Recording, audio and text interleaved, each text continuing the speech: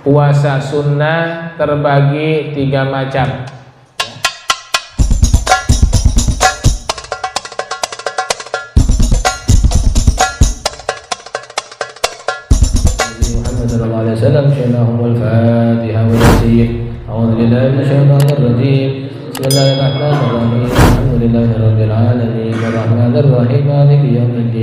إياك نعبد وإياك نستعين اهدنا الصراط المستقيم صراط الذين أنعمت عليهم غير المغضوب عليهم ولا الضالين آمين. بسم الله الرحمن الرحيم. ياسين والقرآن الحكيم إنك لمن المرسلين على صراط مستقيم تنزيل العزيز الرحيم لتنذر قوما ما أنذر آباؤهم فهم غافلون لقد حق القول على أكثرهم فهم لا يؤمنون إنا جعلنا في أعناقهم أغلالا فهي إلى الأذقان فهم مقمحون وجعلنا من بين أيديهم سدا ومن خلفهم سدا فأغشيناهم فهم لا يبصرون وسواء عليهم أنذرتهم أم لم تنذرهم لا يؤمنون إنما تنذر من اتبع الذكر وخشي الرحمن بالغيب فبشر مغفرة وأجر كريم. إنا نحن نحيي الموتى ونكتب ما قدموا وآثارهم كل شيء أحصينا في إمام مبين. واضرب لهم مثلا أصحاب القرية إذ جاءها المرسلون إذ أرسلنا إليهم اثنين فكذبوهما فعززنا بثالث فقالوا إنا إليكم مرسلون قالوا ما أنتم إلا بشر مثلنا وما أنزل الرحمن من شيء إن أنتم إلا تكذبون. قالوا ربنا يعلم إنا إليكم لمرسلون وما علينا إلا البلاغ المبين. قالوا إنا تطيرنا بكم لئن لم تنتهوا لنرجمنكم وليمسنكم منا. لا إله إلا الله وحده لا شريك له له الملك وله الحمد يحيي ويميت وهو على كل شيء قدير. لا إله إلا الله وحده لا شريك له له الملك وله الحمد يحيي ويميت وهو على كل شيء قدير. لا إله إلا الله وحده لا شريك له له الملك وله الحمد يحيي ويميت وهو على كل شيء قدير. سبحان الله الحمد لله ولا إله إلا الله والله أكبر. سبحان الله الحمد لله ولا إله إلا الله والله أكبر. سبحان الله الحمد لله ولا إله إلا الله والله أكبر. سبحان الله بحمده سبحان الله العظيم. سبحان الله بحمده سبحان الله العظيم. سبحان الله بحمده سبحان الله العظيم. ربنا اغفر لنا وتب علينا إنك أنت التواب الرحيم. ربنا اغفر لنا وتب علينا إنك أنت التواب الرحيم. ربنا اغفر لنا وتب علينا إنك أنت التواب الرحيم. اللهم صل على محمد اللهم صل عليه وسلم. اللهم صل على محمد اللهم صل عليه وسلم. اللهم صل على محمد اللهم صل عليه وسلم. أعوذ بكلمات الله التامات من شر ما خلق. أعوذ بكلمات الله التامات من شر ما خلق. أعوذ بكلمات الله التامات من شر ما خلق. بسم الله الذي لا يضر مع اسمه شيء في الأرض ولا في السماء وهو السميع العليم. بسم الله الذي لا يضر مع اسمه شيء في الأرض ولا في السماء وهو السميع العليم. بسم الله الذي لا يضر مع اسمه شيء في الأرض ولا في السماء وهو السميع العليم. رضينا بالله ربا وبالإسلام دينا وبمحمد نبيا. رضينا بالله ربا وبالإسلام دينا وبمحمد نبيا. رضينا بالله ربا وبالإسلام دينا وبمحمد نبيا. بسم الله والحمد لله والخير والشر بمشيئة الله. بسم الله والحمد لله والخير والشر بمشيئة الله.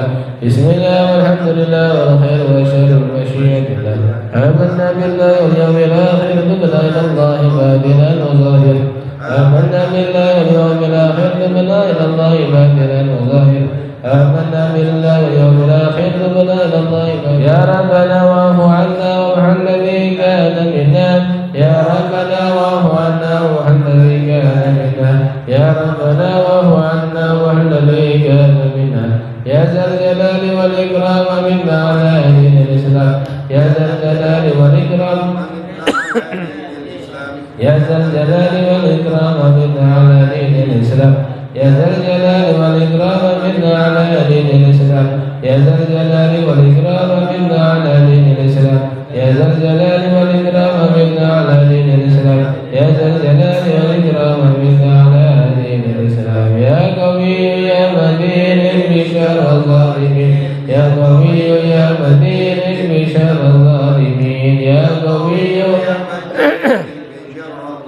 أصلح الله أمور المسلمين صرف الله شر المؤمنين أصلح الله أمور المسلمين صرف الله شر المؤمنين أصلح الله أمور المسلمين صرف الله شر المؤمنين يا علي يا كبير يا عليم يا كبير يا سميع يا لطيف يا خبير يا علي يا كبير يا عليم يا قدير يا سميع يا بصير يا لطيف يا خبير يا علي يا كبير يا عليم يا قدير يا سميع يا لطيف يا خبير يا فارج الهم يا كاشف الغم يا من يهدي يغفر ويرحم يا فارج الهم يا كاشف الغم يا من يهدي يغفر يا فارج الهم يا كاشف الغم يا من يهدي يغفر ويرحم استغفر الله رب البرايا استغفر الله من الخطايا استغفر الله رب البرايا استغفر الله من الخطايا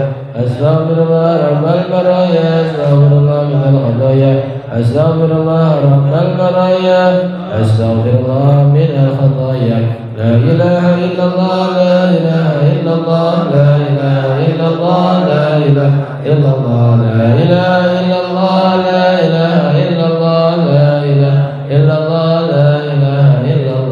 لا اله الا الله لا اله الا الله لا اله الا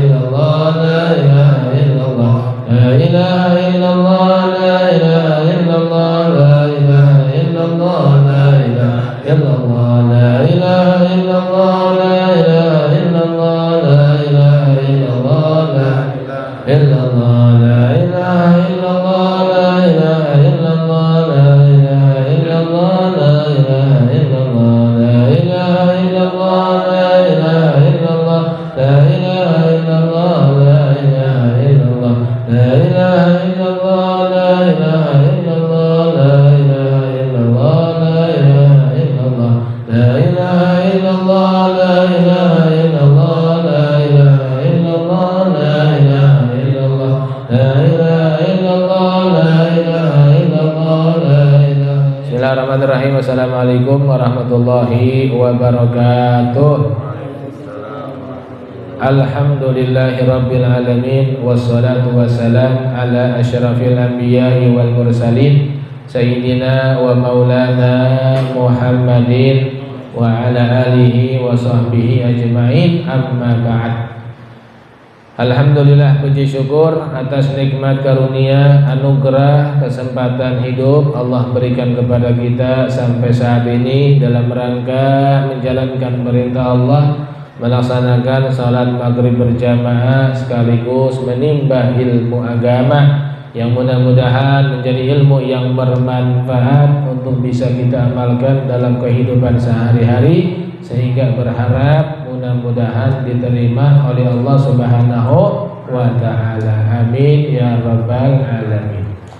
Kita lanjut kajian fikih dalam kitab Al-Muqaddimah Al-Hadramiyah, karangan daripada seorang ulama Syekh Sayyid Abdullah bin Abdurrahman Bafadal dalam kitabnya Al-Muqaddimah Al-Hadramiyah. Beliau berkata, saumu tatawwu'i sunnatun, yaitu membicarakan daripada hukum puasa yang disunnahkan. Wa huwa salah satu aqsamin, puasa sunnah terbagi 3 macam. Ya, puasa sunnah terbagi 3 macam. Ma yatakarraru bi takarruris sinina, ada yang dilakukan berulang-ulang hanya dalam setahun sekali, yaitu puasa tahunan bahasanya. Puasa tahunan. Apa itu contohnya? Saumu yaumi Arafah, puasa di hari Arafah, namun disunnahkan li ghairil haji wal musafirin, Disunnahkan bagi orang yang tidak melaksanakan ibadah haji dan selain musafir. Nah, orang yang gak haji macam kita atau yang tidak musafir seperti kita juga, itu disunnahkan pada hari ke-9 Zulhijjah melaksanakan puasa sunnah. Itulah yang dinamakan puasa hari Arafah, puasa yang dilakukan tanggal 9 Zulhijjah. Adapun pahalanya sangatlah banyak, diantaranya dalam sabda baginda Rasul sallallahu alaihi wasallam dikatakan, siyamu yaumi arafata ahtasibu 'ala Allahi ay yukaffira sanatal lati qablahu wa sanatal lati ba'dahu. Kata Nabi, puasa di hari Arafah saya berharap kepada Allah agar yang melaksanakannya diampunkan dosanya tahun lalu dan tahun mendatang. Ini doa dari Nabi, Pak. Nabi minta sama Allah agar umatnya yang melaksanakan puasa hari Arafah mendapat 2 ampunan, daripada ampunan dosa tahun lalu dan ampunan dosa tahun mendatang. Kalau kita melihat jaminan Allah dan Rasulullah daripada mereka yang melaksanakan puasa di hari Arafah adalah 2 jaminan. Kalau dosa yang tahun lalu diampunin udah jelas, karena dosanya udah kelihatan, bahasanya udah dikerjakan. Dengan Arafah terampunkan dosa yang pernah dikerjakan tahun lalu sampai saat ini. Adapun jaminan yang kedua, diampunkan dosanya yang mendatang. Ya, diampunkan dosa yang mendatang. Nah, ini ada beberapa pengertian arti dosa tahun mendatang. Pertama adalah orang yang melaksanakan puasa Arafah, ketika itu dia berbuat dosa. Besoknya, lusanya, minggu depannya, bulan depannya, ya, berhari-hari dia berbuat dosa. Namun ketika dia berbuat dosa, karena dia sudah dapat jaminan ampunan dosa, maka Allah langsung berikan hidayah untuk dia segera untuk bertaubat. Ini jaminan daripada pengampun dosa tahun mendatang, karena dia belum berbuat dosa tapi sudah dapat jaminan. Apa maknanya? Ketika dia khilaf berbuat dosa, langsung dia diingatkan oleh Allah sehingga dia langsung bertaubat kepada Allah. Beda kalau orang nggak dapat jaminan, dia nggak puasa Arafah, kemudian dia dosa. Banyak orang yang berbuat dosa tapi nggak sadar dirinya berbuat dosa, sehingga dia merasa cuek saja, dia merasa nyaman dengan dosa yang ia perbuat, dia merasa enjoy, dia merasa bangga. Nah, ini bahaya. Orang yang sudah jelas-jelas berbuat dosa tapi bangga dengan dosanya, bertanda orang tersebut tidak mendapatkan jaminan ampunan Allah. Tapi orang yang puasa Arafah dijamin akan diampunkan dosanya walaupun belum dikerjakan. Artinya ketika dia berbuat dosa langsung diingatkan oleh Allah, sehingga dia istighfar, sehingga dia tobat nangis, sehingga dia nyesel luar biasa, sehingga dia sholat taubat, sehingga dia perbaiki kesalahannya dan tidak mengulanginya kembali dalam waktu-waktu yang lain. Ini salah satu makna jaminan Allah mengampun dosa tahun mendatang, ya. Yang kedua, makna Allah mengampunkan dosa pada tahun berikutnya. Ini satu kabar gembira bahwa orang yang puasa hari Arafah akan diberikan umur panjang sampai datang Arafah berikutnya. Kenapa? Karena Allah sudah menjamin dirinya mendapat ampunan dosa tahun depan. Ya, berarti kan kalau dibilang tahun depan, dia masih diberikan kesempatan hidup tahun berikutnya sampai datang bulan Arafah atau hari Arafah. Kan nggak mungkin Allah mengampunkan dosanya tahun berikutnya, sedangkan dia udah meninggal. Seakan-akan sia-sia jaminan Allah. Nah, seperti itu. Ya ibaratnya kalau kita contoh beli bahan elektronik, ya apa itu kulkas, apa itu AC, apa itu TV, gitu kan dapat garansi itu 2 tahun, ya kan? Nah tentu pabrik itu memberikan jaminan kepada siapapun yang membeli barang produknya akan digaransi 2 tahun, sehingga kalau ada kerusakan masih bisa dibetulkan tanpa biaya lagi. Kenapa? Karena sudah ada jaminan, sehingga dia bebas masuk ke toko manapun untuk menservis elektroniknya asalkan ada logo dari pabrik. Nah, jadi dia senang, wah ini berarti ini AC bertahan 3 tahun nih contohnya. Kenapa? Karena garansinya 3 tahun. Berarti kan ada harapan untuk menggunakan AC tersebut pada 3 tahun. Sama seperti Allah menjamin orang yang puasa Arafah diampunkan dosanya sampai tahun depan. Berarti ada harapan kita hidup sampai tahun depan karena ada garansi pengampun dosa. Nah, ini makna daripada Allah mengampunkan dosa tahun lalu dan tahun mendatang karena melaksanakan puasa hari Arafah. Yang kedua, puasa tahunan. Nah, tapi hari Arafah ini disunnahkan bagi orang yang kagak pergi haji. Ya, orang yang kagak pergi haji macam kita, ini disunnahkan, sangat-sangat disunnahkan. Jangan sampai ketinggalan kagak melaksanakan puasa Arafah. Beda dengan mereka yang pergi haji. Nah, walaupun dia sudah terbiasa puasa sunnah, tapi karena ini memang aturan langsung dari Nabi, orang yang sedang haji sangat-sangat dilarang untuk puasa Arafah. Kenapa? Karena pertama mengikuti Nabi Muhammad. Ya, mengikuti Nabi Muhammad. Nabi Muhammad manusia sempurna. Kalau puasa beliau pasti kuat. Jangankan 1 hari, setiap hari seumur hidup beliau kuat. Tapi kenapa beliau membatalkan puasanya? Tidak puasa di hari Arafah saat beliau pergi haji? Karena beliau sebagai uswatun hasanah, sebagai suri tauladan manusia, sebagai contoh yang baik. Maka beliau tidak ingin melihat dirinya, tapi ingin melihat kondisi umatnya yang lemah dan tidak mampu untuk puasa saat melaksanakan ibadah haji. Nah, itulah salah satu sifat Raufur Rahim, sifat kasih sayangnya, perhatiannya Nabi Muhammad terhadap umatnya. Beliau mampu puasa, tapi kalau beliau puasa takut memberatkan umatnya, takut membebankan umatnya yang kagak mampu.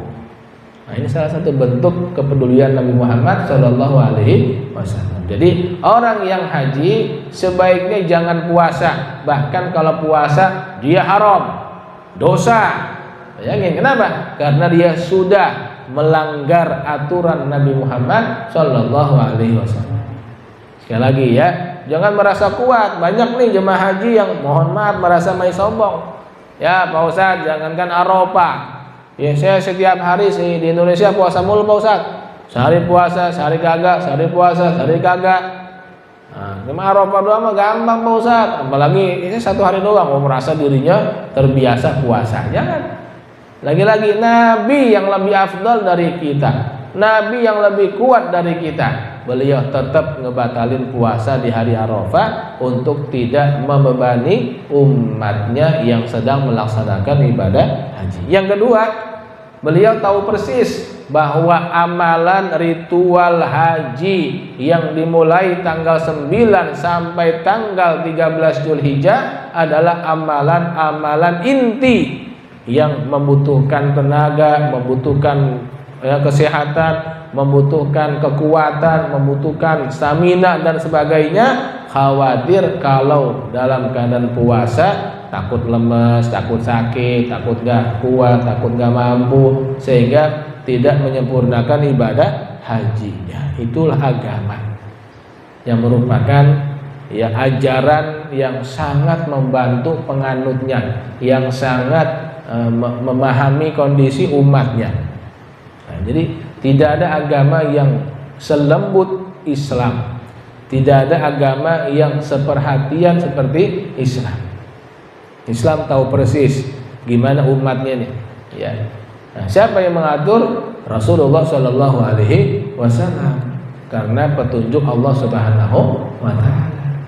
Nah, termasuk yang lainnya, ya, beliau ketika ditanya oleh sahabatnya, ya Rasulullah, bagaimana hukum sholat selain sholat fardu? Apakah wajib bagi saya sholat selain sholat fardu? Kata Nabi, tidak ada yang diwajibkan selain 5 waktu. Maka selainnya semuanya disunahkan.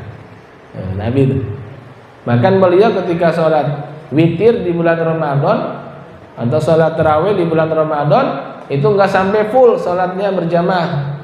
Ya mungkin hari pertama sampai hari ketiga beliau berjamaah dengan para sahabatnya di masjid. Begitu hari keempat sampai mau terakhir Ramadan di tanggal 21, 23 malam-malam ganjil beliau baru keluar lagi ke masjid. Ya berarti kan ya ada waktu kosong beliau tidak berjamaah sholat tarawih di masjid. Khawatir kalau beliau sholat tarawih di masjid sebulan full dari tanggal 1 sampai tanggal 30 Ramadan, khawatir menjadi kewajiban buat umatnya. Coba kalau kita bayangkan Pak, ya sholat tarawih menjadi wajib, kira-kira kita berat atau? Berat. Jangankan kita yang kerja, yang nganggur aja berat. Kita yang nganggur nggak punya kerjaan suruh tarawih 30 hari full, ya nggak boleh bolong, berat. Ya, siangnya puasa, ya kan, malamnya suruh tarawih juga, wajib kalau nggak dosa. Ramadan bulan yang dilipat gandakan segala amal perbuatan, yang baik pahalanya berlipat-lipat, yang jelek dosanya berlipat-lipat. Kalau tarawih diwajibin, dosa mulu kita. dosa mulu. Nah itu. Ini kita harus tahu bahwa ad-dinu yusrun, agama itu adalah hal yang benar-benar mempermudah umatnya. Jadi kalau kita merasa berat melakukan ajaran syariat, bukan artinya syariat memberatkan kita, tapi kitanya yang memberatkan diri sendiri karena tidak mengetahui hukum syariat yang sebenarnya. Satu contoh lagi-lagi, ada sahabat Nabi nih di zaman Rasul, ya, beliau tahunya kalau orang punya hadas besar adalah dengan cara mandi, ya, dengan cara mandi. Dan pikiran dia yang namanya mandi berarti kan meratakan air dari ujung kepala sampai ujung kaki, harus rata dengan air mandi janabah, ya kan? Itu tuh yang dia tahu tuh hukum mandi junub. Tiba-tiba ketika dia punya hadas janabah, hadas junub, ya, di musim yang sangat dingin, badan menggigil, ingin mandi. Nah, dia dengar dari Nabi, kalau kalian gak mampu mandi karena hadas janabah, kalian boleh bertayamum dengan debu. Gitu doang tuh, ya kan? Yang dia dengar dari Nabi, kalau nggak mampu mandi, silakan tayamum sebagai pengganti daripada mandi. Sehingga dia mengambil kesimpulan, yang namanya tayamum berarti pengganti daripada mandi. Mandi kudu ratain badannya dengan air. Berarti tayamum juga sama, diguling-gulingan Pak, telanjang bulat di atas padang pasir. Apa? Meratakan badannya dengan debu. Oh, pemikiran tuh, ya kan? Nah, ketika dia cerita kepada Nabi tentang apa yang dilakukannya, Nabi tersenyum kayak kita tadi, ya. Ya, ente ngapain telanjang malam-malam guling-gulingan di padang pasir? Kan kata engkau ya Rasul, tayamum pengganti mandi. Saya guling-gulingan sampai badan saya penuh dengan debu. Kata Nabi, bukan begitu tayamumnya. Tayamum ente ambil debu dengan tangan, ente usap ke muka sekali, ente ambil lagi yang kedua kali, usap ke tangan kanan dan tangan kiri. Udah cukup begitu. Oh begitu ya Rasul. Iya, Nah ini kalau kita belajar setengah-setengah, hanya mengambil kesimpulannya doang atau luarnya doang, tapi kita nggak mau tahu cari tidak mau cari tahu daripada cara yang sebenarnya, gitu ya. Baik. Nah kemudian wa asyra Dzulhijjah, di antara puasa tahunan adalah puasa 10 hari di bulan Dzulhijjah dari tanggal 1 sampai tanggal 9. Nah ini sering nih banyak pertanyaan, boleh gak kita puasa tanggal 1 Dzulhijjah sampai tanggal 9 Dzulhijjah? Ini jawabannya sunnah, karena Nabi pernah mengerjakan. Ya sunnah. Di antara puasa sunnah tahunan adalah puasa 10 hari di bulan Dzulhijjah, artinya tanggal 1 sampai tanggal 9. Kenapa tanggal 9? Karena tanggal 10-nya hari Idul Adha. Nggak boleh puasa di bulan di hari Idul Adha. Kemudian puasa sunnah tahunan yang berikutnya Asyura Tasu'a. Asyura hari ke-10 Muharram, Tasu'a tanggal 9 Muharram, ya. Asyura jelas Nabi selalu melakukan setiap tahunnya. Hanya saja Tasu'a hari ke-9 Muharram Nabi belum sempat melakukannya, tapi punya niat untuk melakukannya. Ya, punya niat untuk melakukannya. Jadi begini, ketika beliau sampai di kota Madinah, ya, di awal Muharram, beliau melihat orang Yahudi sedang berpuasa tanggal 10 Muharram atau hari Asyura. Kemudian beliau bertanya, "Wahai Yahudi, apa yang membuat kalian puasa pada hari Asyura?" Mereka menjawab, "Di hari inilah Allah telah menyelamatkan Nabi kami Musa. Di hari ini juga Allah telah membinasakan musuh kami, yaitu Firaun. Maka sebagai ungkapan rasa syukur kami atas nikmat Allah, kami melaksanakan ibadah puasa di hari Asyura." Kata Nabi, kalau memang kalian puasa hari ini karena menghormati Musa sebagai pemimpin kalian, maka aku lebih berhak kalian hormati daripada Musa. Maka saat itulah Nabi memerintahkan para sahabatnya untuk melaksanakan puasa Asyura tanggal 10 Muharram. Waktu berjalan tahun demi tahun di kota Madinah, setiap tanggal 10 Asyura para sahabat berpuasa. Namun lagi-lagi orang Yahudi selalu mengikuti kegiatan umat Islam di kota Madinah. Bukan hanya ngikutin, tapi cari-cari kesalahan. Kata orang Yahudi, sahabat Nabi, kok katanya kalian bawa agama baru, Islam, tapi kok kalian puasa sunnahnya, puasanya bareng-bareng kita tanggal 10, ya. Sehingga setiap tahun sahabat Nabi selalu diejek oleh mereka orang-orang kafir. Nah, Nabi gak kepengen tuh sahabatnya diejek, ajarannya dihina-hina. Maka di tahun 9 Hijriah beliau memiliki niat, jika aku diberikan usia panjang berjumpa dengan Muharram mendatang, aku akan puasa hari ke-9 Muharram. Nah, Nabi sudah ada niat pengen puasa di tahun depan tanggal 9 Muharram sebagai hari Tasu'a. Nah, niatnya Muharram, ingin puasa Muharram tahun depan, tapi ternyata bulan Rabiul Awal, tepatnya tanggal 12 hari Senin, beliau wafat. Niatnya Muharram, habis Muharram Safar, habis Safar Rabiul Awal. Nah, beliau meninggal setelah 2 bulan memiliki niat untuk puasa tanggal 9 Muharram di tahun mendatang. Nah, berdasarkan ucapan beliau yang mulia ini, maka puasa Tasu'a dianggap sebagai puasa yang disunnahkan tahunan, seperti puasa Asyura. Itu, ya. Baik. Kemudian yang berikutnya al-hadi asyara minal Muharram. Nah, lagi-lagi Disunnahkan 3 hari puasa di bulan Muharram, tanggal 9 Tasu'ah, tanggal 10 Asyura, tanggal 11-nya usahakan puasa lagi. Untuk apa? Untuk lebih yakin lagi bahwa 11 itu bagian daripada Asyura. Itu ya. Itulah Islam untuk menghilangkan rasa keraguan dalam beribadah.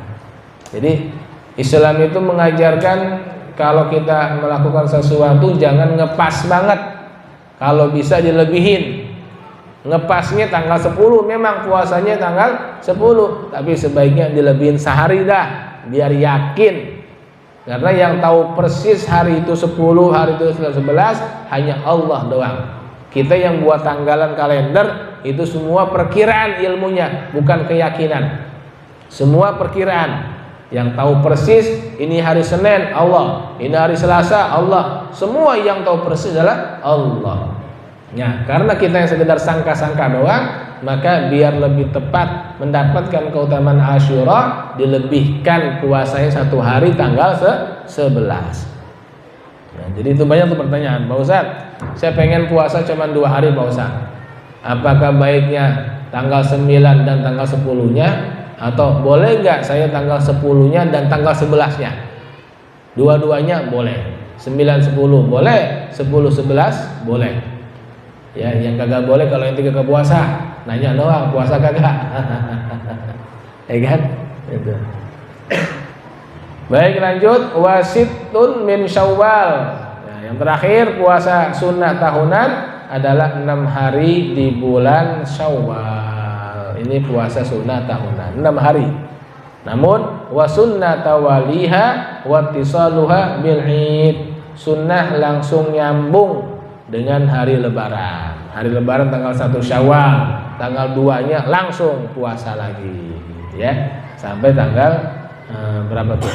Sampai tanggal 7, ya. Tanggal 2, 3, 4, 5, 6, 7 Syawal. Usahakan tuh nyambung terus. Nah, kami ketika di Yaman selama 6 tahun itu alhamdulillah. Jadi hari pertama doang kita makan-makan, silaturahmi. Hari kedua sampai hari ke-7 itu suasana seperti suasana Ramadan lagi. Nggak ada lagi yang buka toko di siang hari, makanan tutup semua seperti Ramadan. Hanya saja perbedaannya nggak ada sholat tarawih, gitu ya. Suasana sama seperti Ramadan. Nah, di Karim itu ya. Nah, tapi kalau di sini agak susah, ya godaannya gede. Makanan banyak, kita muter-muter mulu, ya jauh-jauh.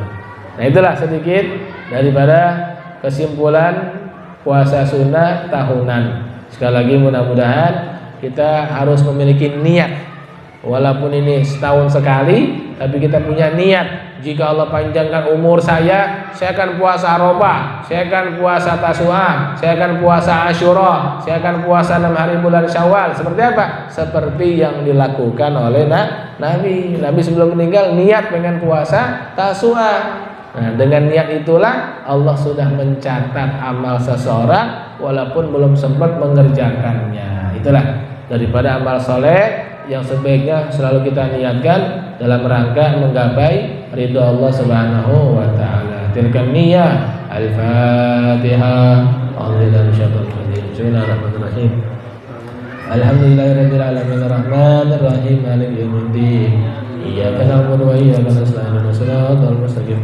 Shiratal ladzina an'amta 'alaihim ghairil maghdubi 'alaihim waladdallin. Amin. Allahumma shalli wa sallim sayyidi wa habibi wa tabibi qalbi wa jasadi wa ruhi sayyidi rasulillah Muhammad ibn Abdillah as-sadiqil amin wa alihi wa sahbihi ajma'in. Qala Rasulullah sallallahu alaihi wasallam Abdul Baqut wa nabiyyuna min qabli la ilaha illallah la ilaha illallah la